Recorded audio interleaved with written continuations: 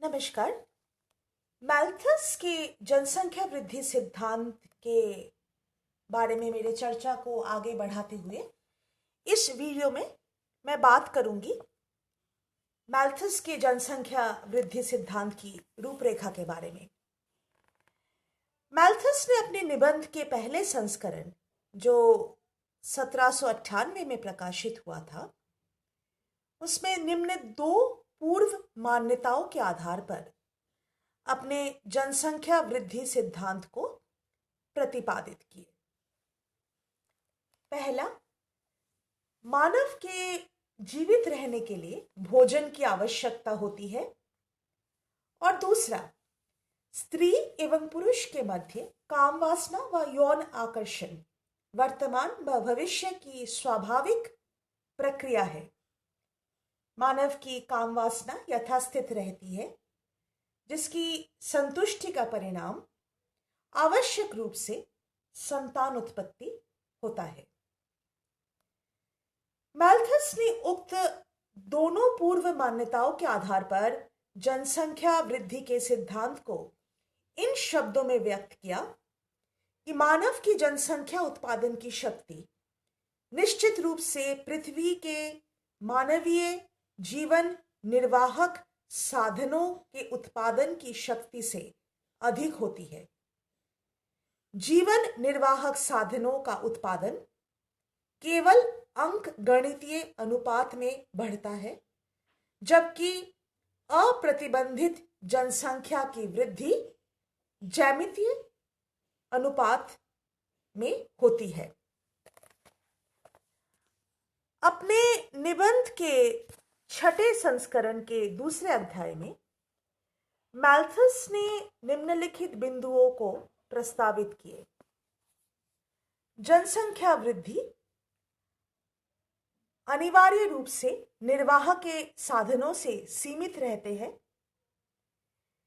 निर्वाह के साधनों के बढ़ने के साथ साथ जनसंख्या भी निरंतर बढ़ती जाती है, जब तक कोई बहुत शक्तिशाली और प्रत्यक्ष बाधक उसे रोक न दे। ऐसे बाधक या नैतिक संयम, अधर्म या अवगुण और मानवीय कष्ट, बढ़ती हुई जनसंख्या तथा उसका निर्वाह के साधनों पर नकारात्मक प्रभाव के समस्या का हल करने में सक्षम है।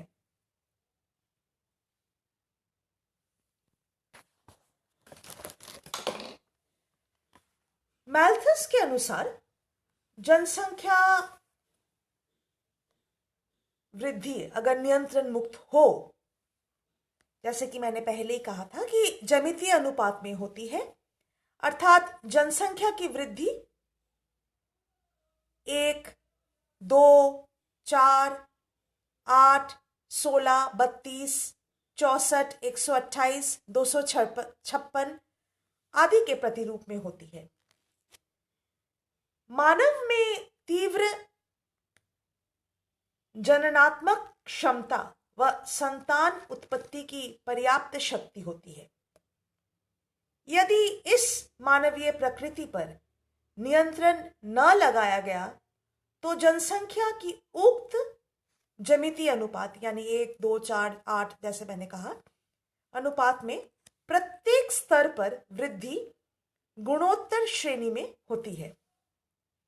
दूसरी तरफ अगर देखा जाए तो पृथ्वी की वर्तमान औसत अवस्थाओं पर विचार करते हुए मैल्थस महोदय ने बताया कि अति अनुकूल परिस्थितियों में भी पृथ्वी के कृषि खाद्य उत्पादन या जीवन निर्वाह साधनों के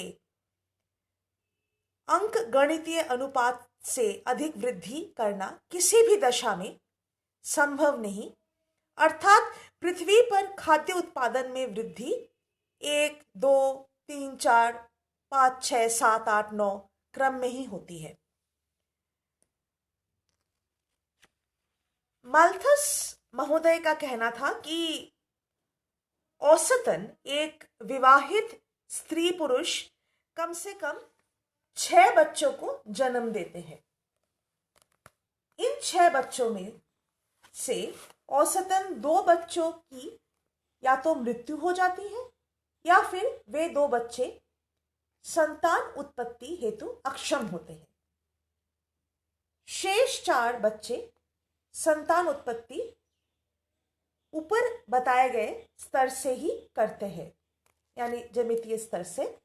और इस प्रकार प्रत्येक 25 वर्षों में किसी भी देश की जनसंख्या 2 गुनी हो जाती है, जबकि उन 25 वर्षों में जो खाद्य उत्पादन है या जीवन निर्वाह के साधनों का जो उत्पादन है वो सिर्फ एक निर्दिष्ट मात्रा से ही बढ़ती है, और जो साधारणतः अंकगणितीय अनुपात में होती है। जनसंख्या में ज्यामितीय वृद्धि तथा खाद्य सामग्री में अंकगणितीय वृद्धि से इन दोनों के मध्य शीघ्र ही असंतुलन उत्पन्न हो जाता है, क्योंकि तय है कि एक तो ज्यामितीय अनुपात से बढ़ रहा है और एक तो अंकगणितीय अनुपात से बढ़ रहा है। मैल्थस द्वारा की गई गणनाओं के आधार पर यह परिणाम निकला कि 200 वर्षों में जनसंख्या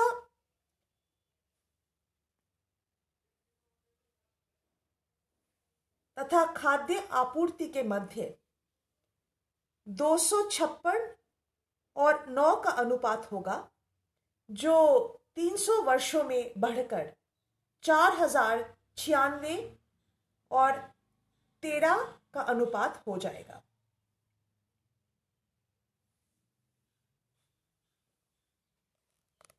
पर मैल्थस का कहना था कि यदि विश्व की जनसंख्या को स्वतंत्रता पूर्वक बढ़ने दिया जाए तो जनसंख्या तथा खाद्य पदार्थों की आपूर्ति के मध्य असंतुलन जो है या इम्बैलेंस जो है वो तेजी से बढ़ता जाएगा। ये मैंने अभी थोड़ी देर पहले ही बताया मैंने, क्योंकि खाद्य आपूर्ति के उत्पादन के वृद्धि की तुलना में जनसंख्या की वृद्धि बहुत अधिक तेजी से होती है। इसके फलस्वरूप क्या होगा कि इसके फलस्वरूप विश्व में भोजन की भारी कमी उत्पन्न हो जाएगी तथा समाज में अकाल, महामारी, युद्ध आदि से जनसंख्या में भारी कमी होगी तथा ये जनसंख्या की कमी तब तक होती रहेगी जब तक कि जनसंख्या व खाद्यान्न उत्पादन में संतुलन कायम ना हो जाए। यदि जनसंख्या वृद्धि पर स्वैच्छिक नियंत्रण नहीं किया गया तो प्राकृतिक प्रकोपों से मृत्यु दर में भारी वृद्धि होकर जनसंख्या में स्वतः ही कमी हो जाएगी। यानी अगर हम मनुष्य अपनी बढ़ती हुई जनसंख्या पर नियंत्रण ना कर पाए तो प्रकृति अपने नियम से खुद ही स्वतः ही हमारे जनसंख्या को नियंत्रित कर देगी, क्योंकि हम बाकी अन्य प्राणियों की तरह हम भी प्रकृति के ही एक हिस्सा है और हमें प्रकृति की अपने आप को इस प्रकृति के हिस्से को कि हम अपने इस प्रकृति के हिस्सा है इसको मान के ही हमें चलना चाहिए।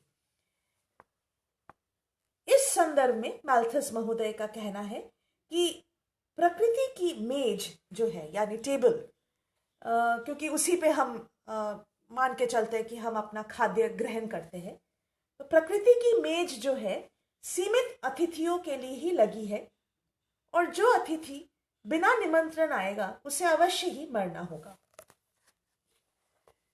और कहीं ना कहीं यही जो बिंदुएं हैं जो मैल्थस ने अपने सिद्धांत पे चर्चा की थी,